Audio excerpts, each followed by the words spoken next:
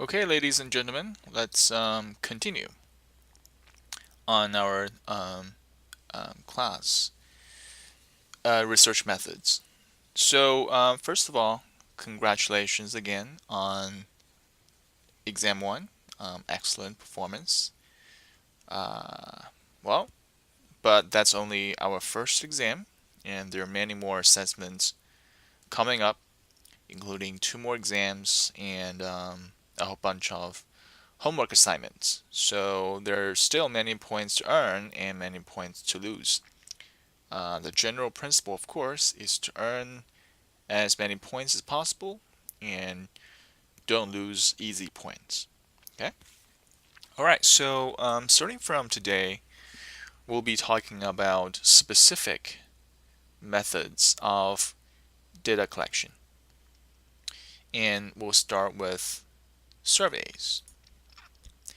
So it's always a good idea to have a clear vision of, where we are, right? We can't just talk about specifics all the time, but we also know why we're doing that, the motivation behind the topics. So if we're talking about, scientific research or doing scientific research, the usual starting point is a puzzle. For example, you might ask, well, why some people are against legalizing marijuana use, whereas others are pretty much okay with it, if not, favoring the idea. So that's a puzzle, right? Um, in order to study this puzzle scientifically, instead of using just speculations or making wild guesses, um, we rely on theories and hypotheses, right? Because theories and hypotheses can guide our thinking. It's like a torch, right? Or flashlight, as Americans will call it. They can sort of direct our attention in darkness. Okay? But, in order to talk about theories and hypotheses, we need concepts and constructs because theories and hypotheses are constructed with concepts and constructs, right? Concepts and constructs are like building blocks, without which there are no theories or hypotheses. So for this course, we will not talk about theories and hypotheses because we have COMG 301, right? It's a theory class. So you guys will learn more about theories in that class, but not here. Okay, so in the previous class, well, a week or 2 weeks actually, um, we have been talking about concepts and constructs. What are they?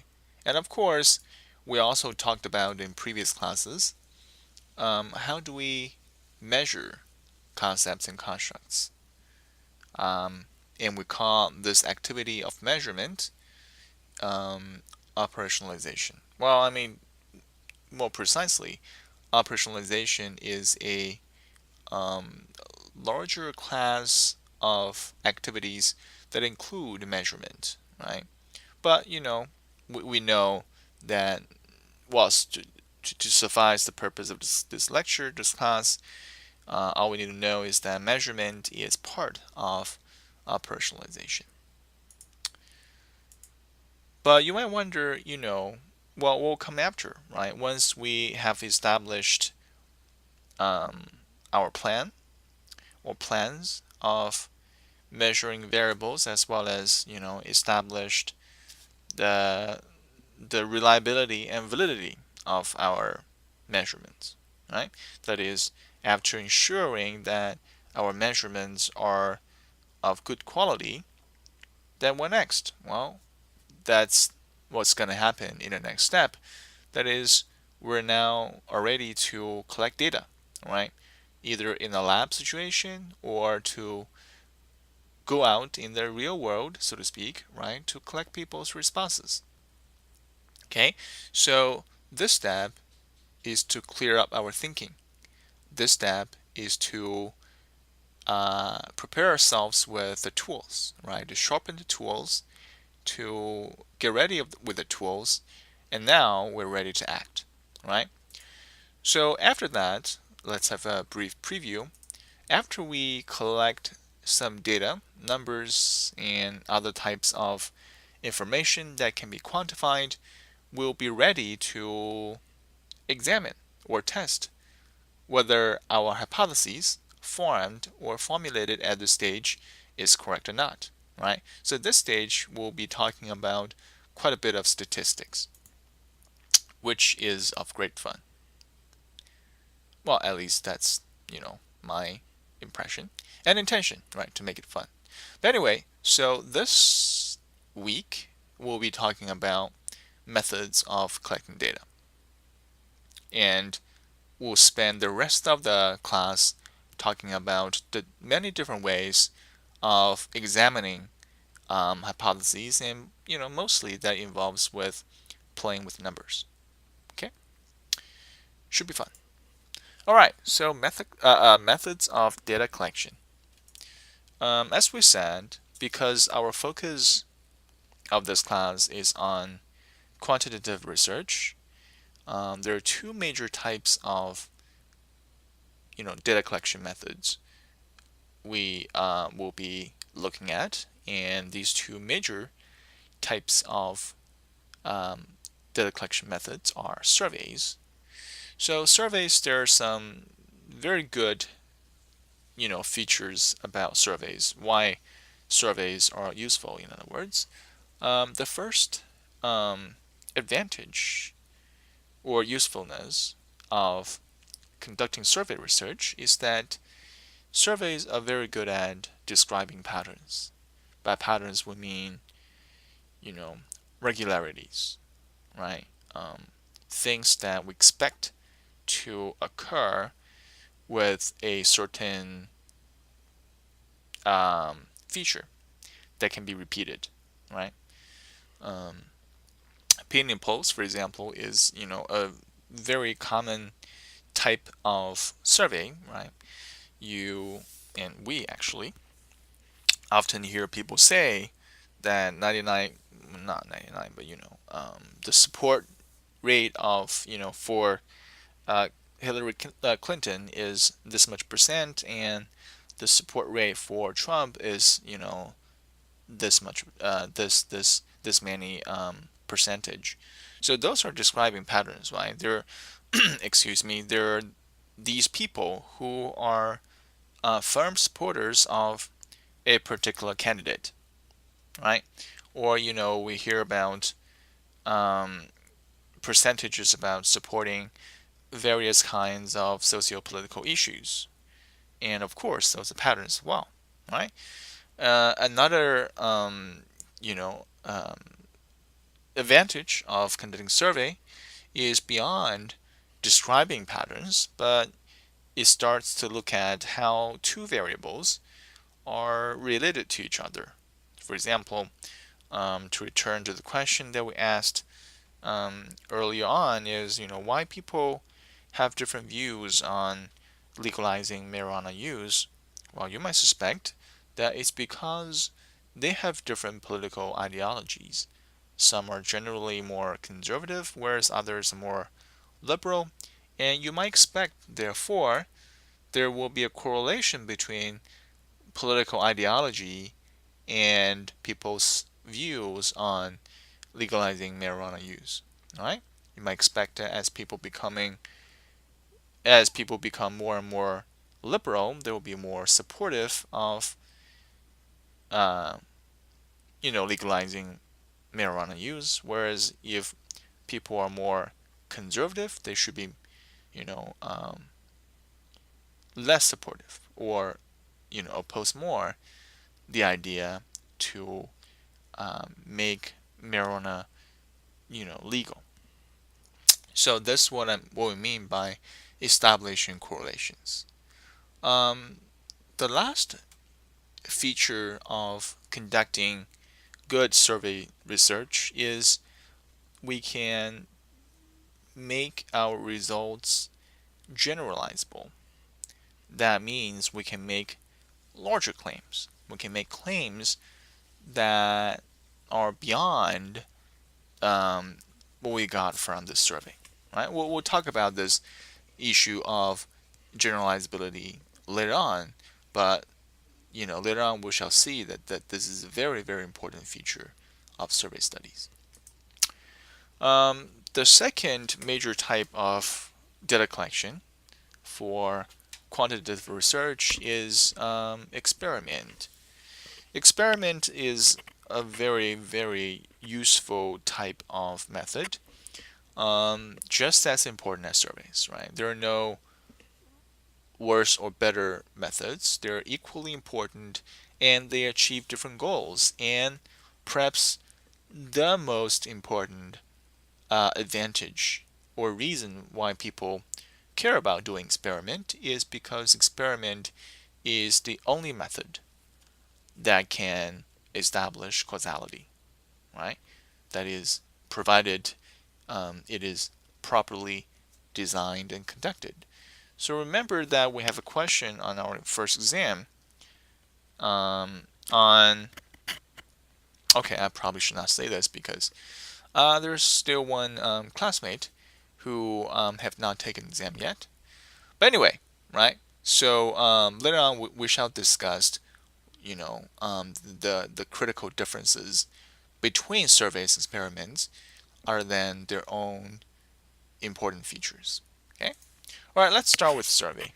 Imagine this is a piece of paper on which you will print questions for your survey studies. Okay? Let's get this guy out of the way. For example, right, to use our favorite example, people's views on legalizing marijuana use. So you might simply ask people, hey, do you mind telling me or telling us your attitude toward this particular issue, right? So we know that, this is a 7-point scale, and we're treating this variable attitude toward legalizing marijuana use, right? This is a variable because people will start to assign different values to this variable, to this concept, okay? And we treat it as sort of a continuous variable, and we are using an interval scale.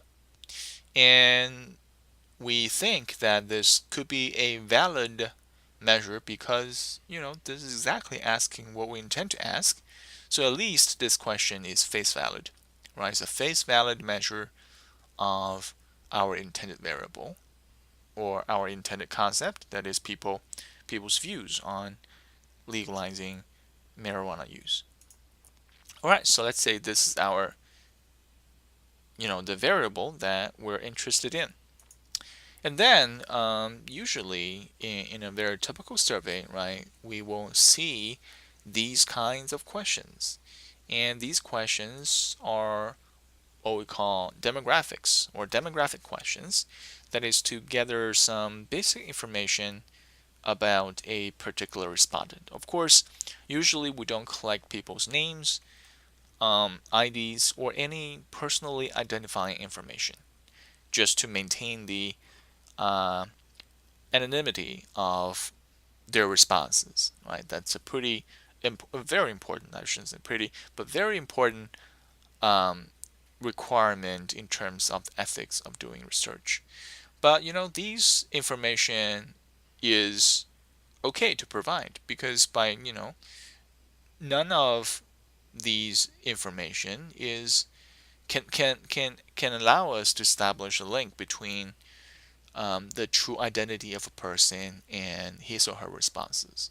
Okay, we know a person is male, but that's all of it. We don't know who this male is. Okay, all right. So we'll say that this is a very perhaps the most basic form of survey study. We have a core question that measures that measures the outcome variable. Right? Remember predictors, outcomes, right? So this will be our outcome variable because this is the variable that we try to explain. Okay, and then we have some demographic variables that will allow us to describe some general patterns. For example, we can describe, 90%, well, actually it's 90, but X percent of males support this, whereas X percent, Y percent of females support this issue, etc. Or, you know, simply reporting, you know, among or of the 1,000 people that I surveyed, 60% of people are against or for this issue, whereas the rest is, um, are holding the opposite opinion, etc. Right? So that will allow us to describe general patterns. But um, beyond general describing general patterns, we can already start to establishing correlations because now we have one variable. This is second variable, right? A third variable and a fourth variable. So are these variables? And this is obviously a categorical variable, right? Because the values of this variable is discrete. And then we have another continuous variable, age. That's a classic continuous variable, and this measure is a ratio measure because it has, first of all, equal intervals. Age 1, the difference between age 1 and 2 is the same as difference as between age 5 and age 6, and it has a true zero, right? Well, more or less we'll say it's a true zero because it really means it's the starting point, right? So we sort of more or less treat it as a ratio or a true zero. But of course, you can argue that zero does not really mean the absence of age. It still has age, but this age is zero. Well, it gets a little bit philosophical, but never mind, right? This is either an interval or ratio. Doesn't matter too much, and this is another categorical variable because it doesn't denote any ranking, right? It only denotes that these categories are different, right? Of course, you can choose more than one, but that's okay because some people are indeed of mixed ethnicity or racial categories. Um, but then the important point is there's no overlap, right? African Americans do not overlap with Indians, American Indians, and Asian Americans do not overlap with Hispanics, etc. Okay. See, everything connects, right? Where the lectures from previous weeks are indeed useful in helping us understand what we're doing right now.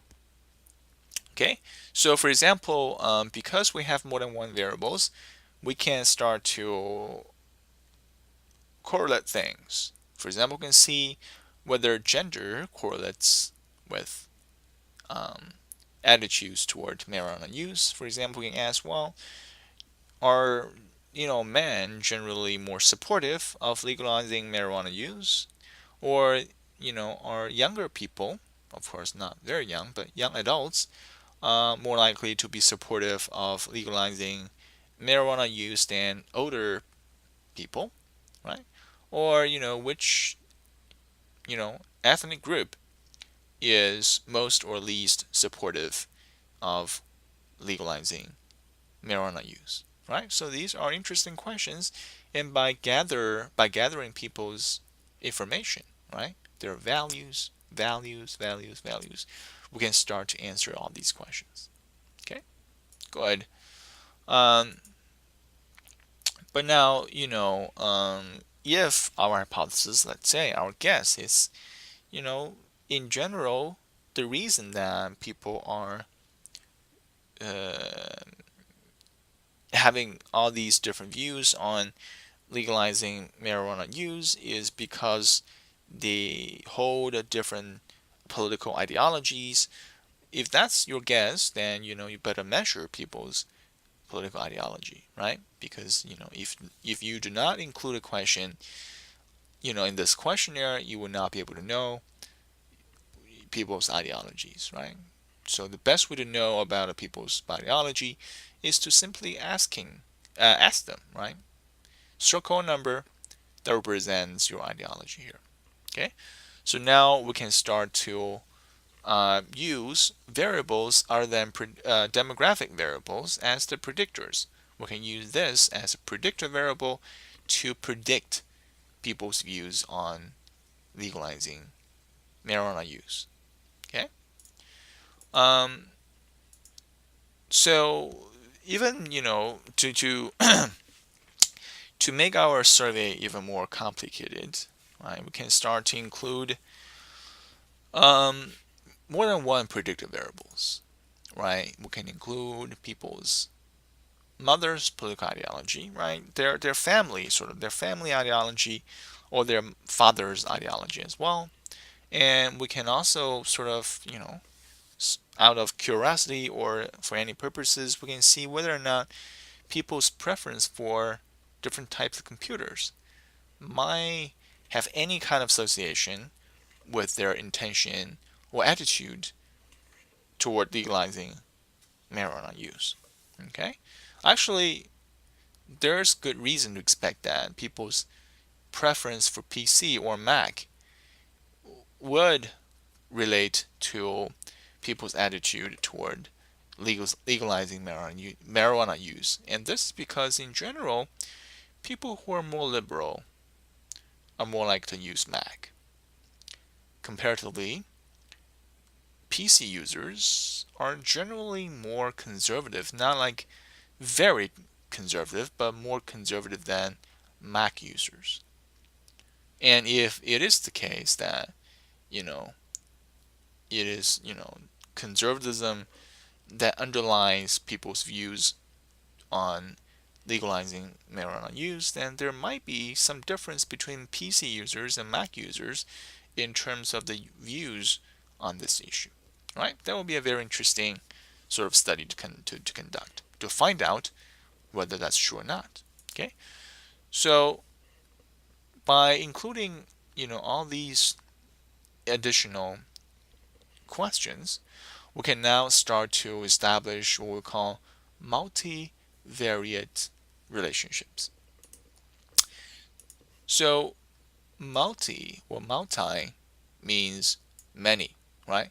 Variate simply means variables. So that means the relationships between many, more than two variables, right? We recall that the correlation between two variables is called bivariate, right? Bi means two, variate means variables, right? Relationship between two variables. Here is relationship between multiple variables or multivariate relationships. Okay? Okay, so, well, this is sort of masked by my drawing here, but it's correlation among multiple variables. Okay, so to further understand survey research, we should learn about several terminologies or jargons, as you call it. The first one is deceivably simple questionnaire. But the point I would like to emphasize with regard to questionnaire, this particular term or concept, is that questionnaires are a tool or an instrument. It is an instrument in a sense as a ruler or a hammer is an instrument, right? They're tools. They're tools that we use to achieve certain purposes. Excuse me. So, in the future, after this particular lecture, you should not be calling questionnaires a method, right? It's not the same thing as a survey. So if someone asks you, "Oh, what did you just do?" you cannot say that I just participated in a questionnaire study. that would not make any sense, because questionnaires is a tool, right? We don't use a tool to describe a method, right?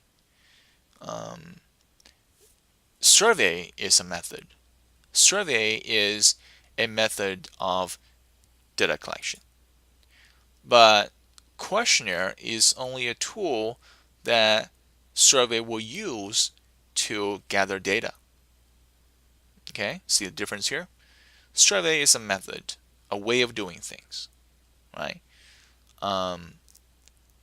But in order to achieve what surveys are intended to achieve, we need questionnaires as a tool, as an instrument, right? Another reason that you cannot just say, oh, I just did a questionnaire study, that is confusing because questionnaires, they're also used in experiments, as later on we'll see. So when you say, I just participated in a questionnaire study, then people might ask you, well, what do you exactly mean? Do you mean you participated in a survey, or you participated in an experiment? Because questionnaires can be used in both types of methods. Okay, so that's why we should not use, should not confuse these two terms, right? Should not confuse questionnaires with surveys. Survey is a method. Questionnaire is a tool, is an instrument. Okay, an instrument to be used in this method. Okay, a second sort of terminology is respondents. Respondents simply mean, people who complete a survey, right? They respond to this method by filling out questionnaires. Population. Population has very different meaning than the term as is used in census, right?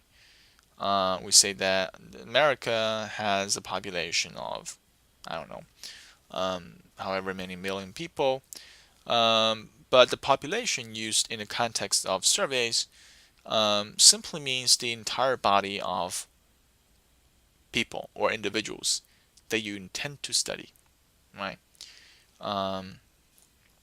Census is a survey study on usually, right, the entire population of a country or the entire population of a city, a county, a certain school. Okay, so for example, if your goal is to find out UHM students' views on legalizing marijuana use, then the population for your survey will be UHM students. But if your goal is to find out what Honolulu citizens think about legalizing marijuana use, then your population will become Honolulu citizens. Okay, see, the population would differ depending on the specific goals of your survey. Okay, so it's not a constant, it's a variable in itself.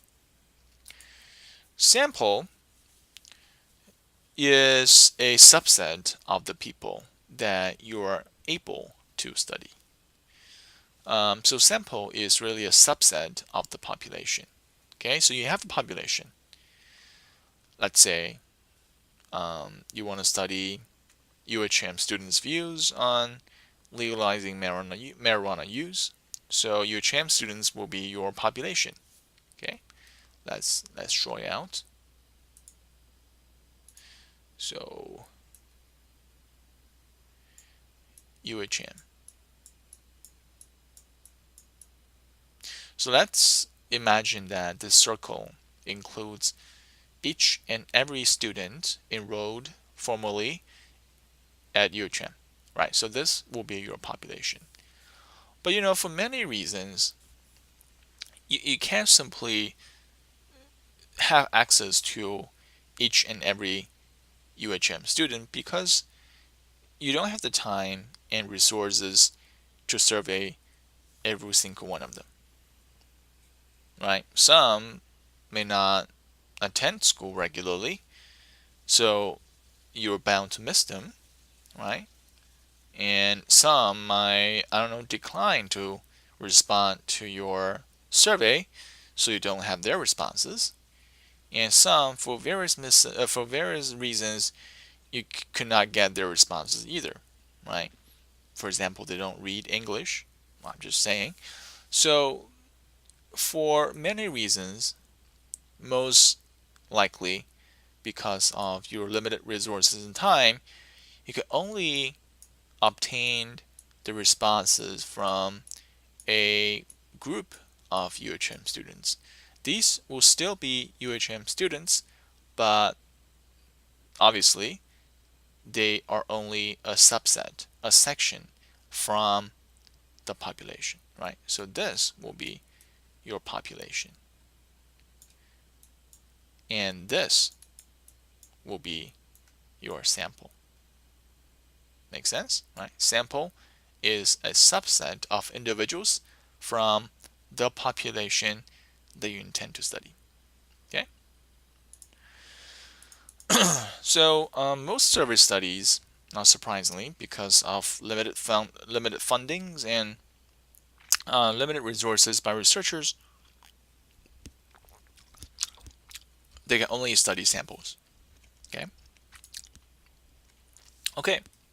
So now that we have learned about these terminologies, we can start to talk about different types of survey studies.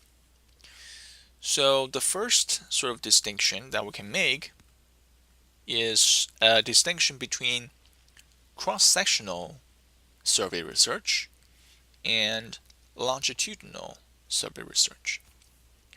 So to understand the difference between these two types of research, we can rely on this cube, or this cubic thing, to facilitate our understanding, right?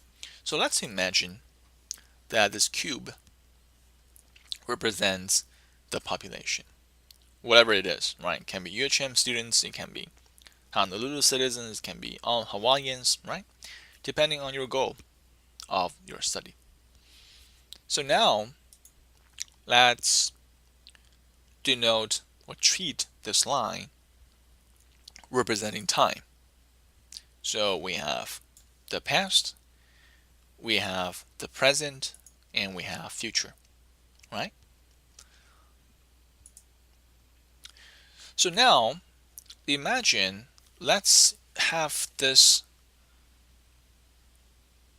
surface. Let's use this square or whatever you may, or plane, right? Let's use plane. Insert this plane vertically into this cube so that it will have a surface that intersects with the cube.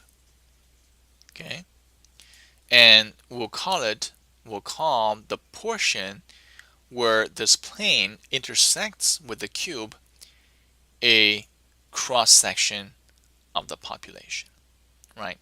Exactly this part. This, let's imagine, is where this plane meets,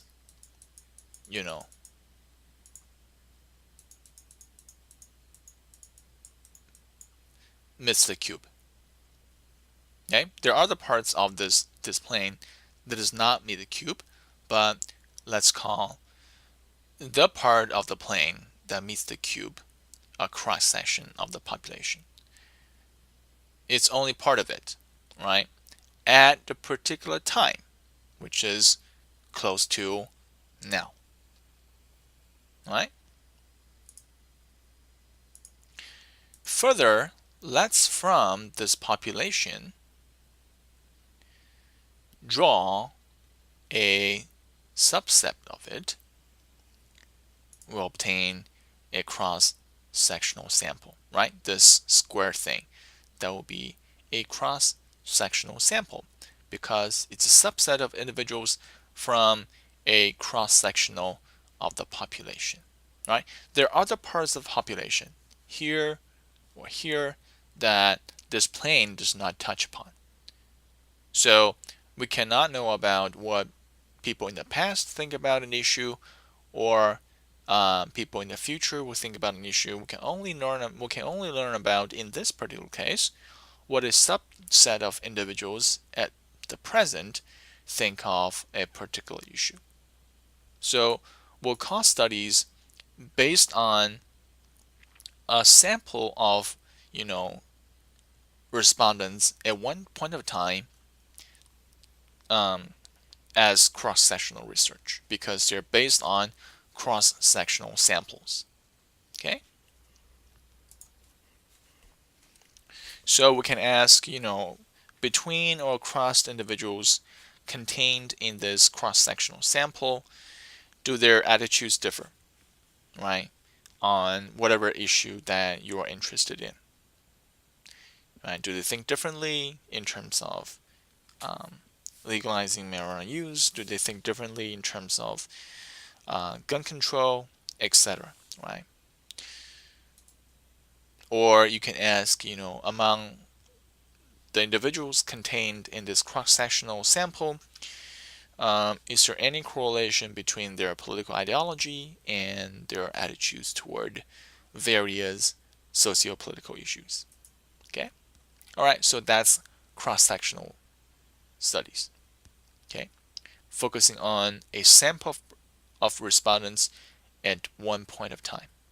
It could be in the past. That's okay, right? You can obtain historical records, right?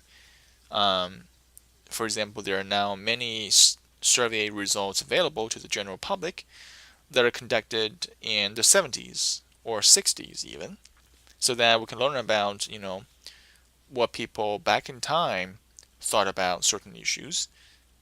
So again, we're studying people's features at one point of time, so that will still be a cross-sectional study. Okay? So let's return to the cube with time. This time, again, we'll use this plane, insert this plane into this cube to obtain a cross-sectional sample, right? So far, we are only looking at a cross-sectional sample at one particular time point. So far, we have a cross-sectional study.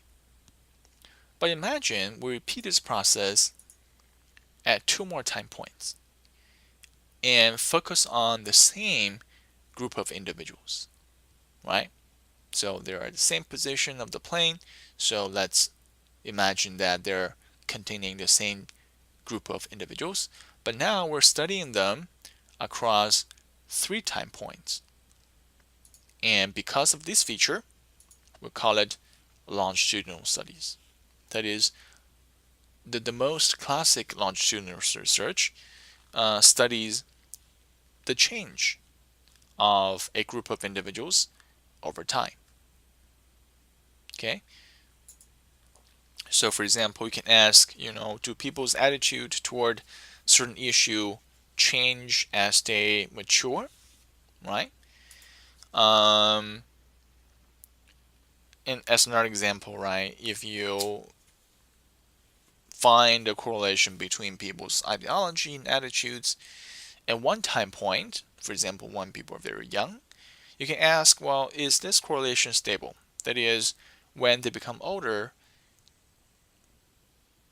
does their ideology still predict their attitudes, right? So you can study the change over time. So in general then, right, if we compare these 2 types of survey studies, we'll notice that they have different goals, and their focuses are different. So cross-sectional study is best at comparing individuals, right? It only has one sample of individuals, and we focus on the features of these individuals at one time point. So what you can do is to compare one from each other, right, or against each other within the sample. But the focus of longitudinal study is different. What it compares is change over time, right? Do people in the 60s have different views than people in the 70s? Do people in the 70s thought about things the same way as people do or did in the 80s, etc. Right? So the focus of comparison for cross-sectional study are individuals, whereas the focus of comparison for longitudinal studies are time or time points.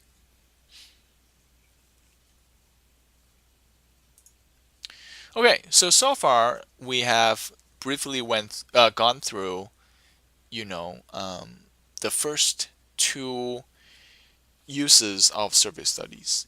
We can describe patterns, right? How many people are for or against a particular issue. And we also said that because survey studies can use questionnaires that contain different variables, and whenever we have two or more than two variables, we can start to examine the correlations between all those variables. So they're good at establishing correlations. But the third key feature of survey study is they can allow us to generalize our findings beyond the samples to the entire population. That is the issue of generalizability. And we shall focus on this particular feature of survey studies in the rest of this lecture. First of all, let's define generalizability. Generalizability, whenever we talk about it, that is, whether or not we can make claims based on a smaller sample of people about a larger population. And whenever we're asking ourselves this question, that is, can we generalize our findings to a larger population? Regardless, we are essentially asking whether our sample is representative of our population, right?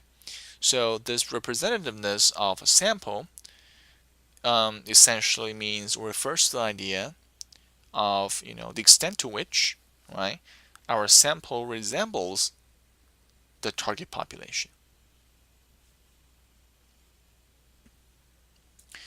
So now we need more terminology. So we know what population is, the entire collection of people that we intend to study.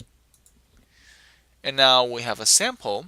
Sample is a subset of people from the population that we're able to study. And generalization is to make inferences about a population based on the features of a sample. So let's make this idea more concrete. So let's say you want to find out what all UHM students or undergrads, to be even more specific, think about a certain issue. So this will be your target population. Okay? Now, because of the limitation of your funding and resources, you're only able to study a subset of it.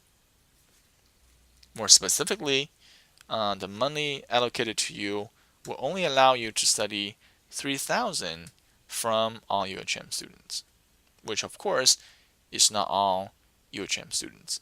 So now we have a sample. Now, based on the sample, you find out that about 80% of the people that you surveyed favored legalizing marijuana use. Okay, I'm making this number out. Making this up, right? I don't know whether it's 80 or 75. This is just for the purpose of this class. So now you have a concrete number. Now you have a concrete answer to a question that is, how many students favored legalizing marijuana use. But now, pay attention.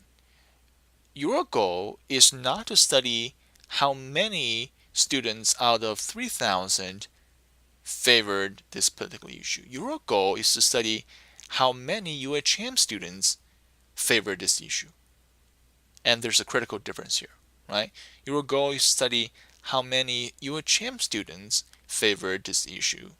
Your goal is not to study how many out of these 3,000 favored this issue. But because of the limit of your funding, you're only able or capable of studying what these 3,000 UHM students thought.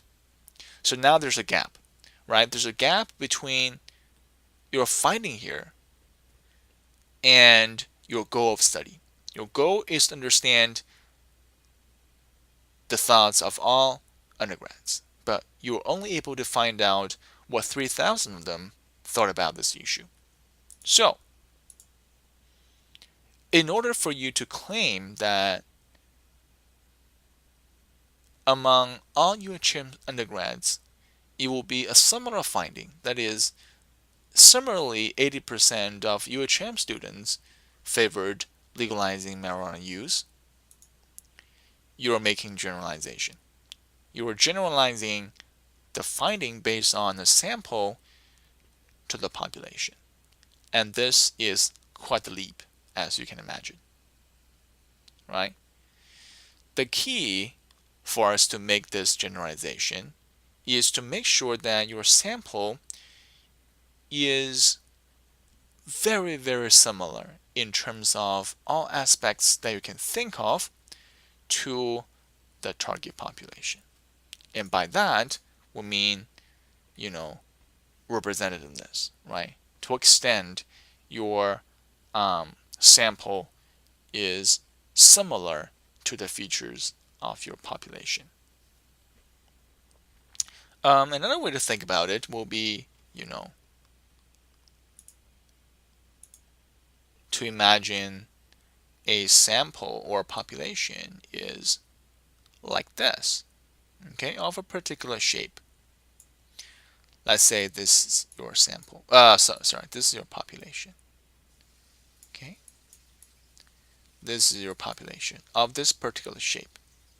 So if you would like to make generalizations, that is to generalize the findings that you have based on a sample to the population, you want to make sure that your sample, despite being smaller in size, right, because it's a subset of the people that you can gather from the population, you want to make sure that despite this subset of people is certainly smaller in number, but it will look very much like the population,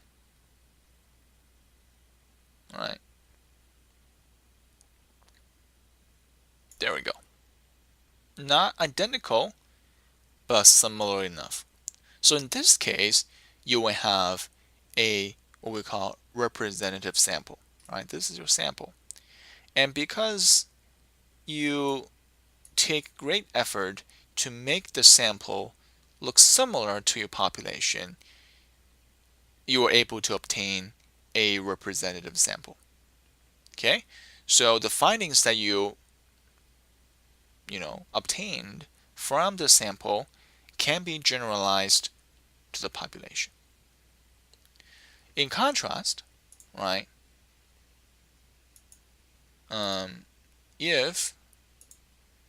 if this is your population,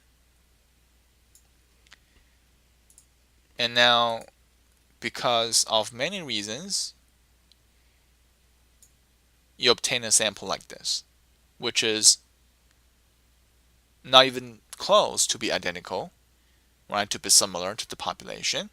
So now your sample is not like your population. Your sample does not resemble your population. The features that you collect from the sample do not correspond to the features of the population. So in this case, you don't have a representative sample. The sample that you collect does not represent the population. Therefore, you don't have the ability to generalize your finding based on the sample to the population. You cannot make, in other words, generalization. Okay? So this is what it means.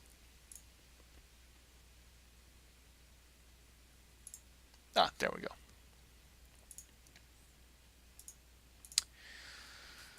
To determine whether a sample represents a population, or to make sure that your sample is representative of your population, we must rely on a critical process that we'll call sampling. Okay, sampling, as we said here, is the process at which the individuals are selected into your sample. Right? There's a reason for, in other words, that you must specify to let your audiences and readers know why you include this particular group of people, or more importantly, how you select them. Right? Do you select them because you simply like them? Do you select them because they're simply available? Do you select them because of the procedures that you describe before you go out to sample them, etc. Right? So this is a very, very important procedure to consider. And we'll talk about sampling more and with greater detail in the class tomorrow. Okay? So I'll see you tomorrow then.